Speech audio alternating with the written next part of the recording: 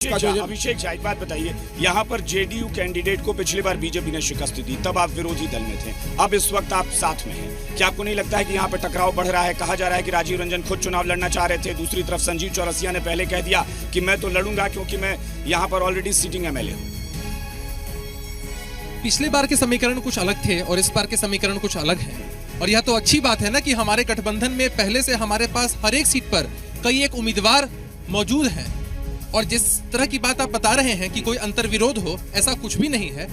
दावा सब लोग करते हैं और फिर पार्टी के शीर्ष नेतृत्व इसको तय करते हैं। ये बयानबाजी पहले शुरू हो गई थी, किसे चुनाव बयानबाजी पहले ही शुरू हो गई थी, ऐसा नहीं है कि अचानक से मैं आज कह रहा हूँ। देखिए, दावा हर लोग करता है कि इस सीट पर हम मजबूत हैं, हमें लड़ना चाहिए, लेकिन जब हम गठबंधन में होते हैं तो गठबंधन में सारी चीजों का सामंजस्य स्थापित तो करना होता है। कौन देगा? अगर बयानबाजी हो रही है, इसका मतलब ये भी तो हो सकता है कि कार्यकर्ता जो है वो अंतर्विरोध की वजह से। बयानबाजी और दावे में अंतर होता है। एक होती है पॉजिटिव बयानबाजी कि जब चुनाव का समय होता है तो जिन भी उम्मीदवार को लगता है कि वो उस जगह पे मजबूत हैं, तो भारत के लोकतंत्र में तो होता ही है ऐसा।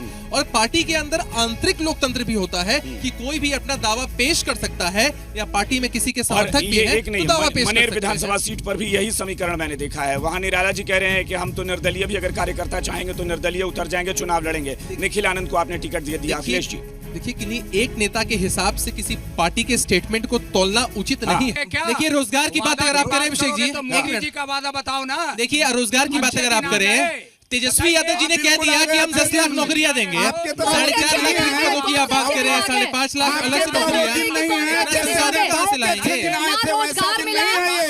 सुरक्षा मिली, बिना किसी रोड मैप के लगातार बस भाषण दे देने से नहीं होता है। देखिए, यही बात होती है कि जब तक आप खुद एजुकेटेड नहीं हो, आपके पास विजन नहीं हो। ये मुद्दा दिया किसने विपक्ष को? झूठे ये मुद्दा दिया किसने? ऐसा तो नहीं है कि आसमान से टपक गया ना, आपने दे दिया ये मुद्दा। वो बेरोजगारी है। मैडम, मुझे एक बात कहने दीजिए, ये जन-जन का मुद्दा है। लालू जी की और राबड़ी जी की सरकार थी और झारखंड भी बिहार का पार्ट हुआ करता था, मात्र 95,738 लोगों को रोजगार मिला था। और जब से नीतीश कुमार जी सरकार में आए हैं, 2005 से लेकर 2020 तक 6 लाख से ज्यादा लोगों को परमानेंट नौकरियां और 10 लाख से ज्यादा लोग काम कर रहे हैं। मैं चाहूंगा देखें जरा, अरे जो लोग 1 लाख नहीं दे सकते हैं, जो लोग 1 लाख नहीं दे सकते हैं, आप डाटा भी बात करिए ना। कहाँ से लाइएगा?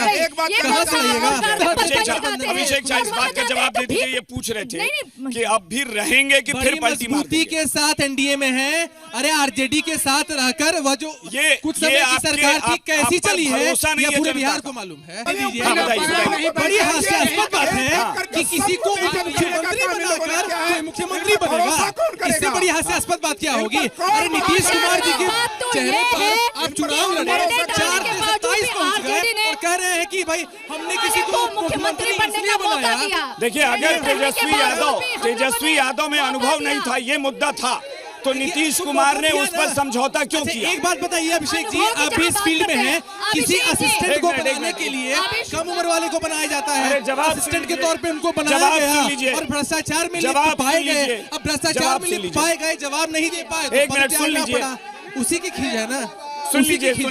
सबसे हंसी तो इस बात की आती है कि कांग्रेस जैसी पार्टी जो राष्ट्रीय पार्टी होने का हुंकार भरती है, 4 सीटों से 27 सीटों पर आए थे नीतीश कुमार जी के चेहरे पर।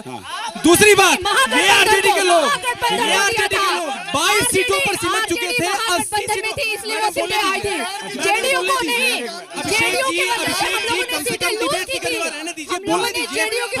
में बोलेगी तो मैं चुप ही नहीं हूँ। लेकिन आप जिस 41 सीट की बात कर रहे हैं, वहां से आरजेडी ने 70 पर पहुंचा दिया कांग्रेस को। नहीं, वही तो मैं अरे 41 सीटें देना अभिषेक जी, अभी रिजल्ट आने दीजिए, रिजल्ट के बाद देखेंगे कि कांग्रेस 27 सीटों से 5 सीटों पर आती है कि 10 सीटों पर आती है।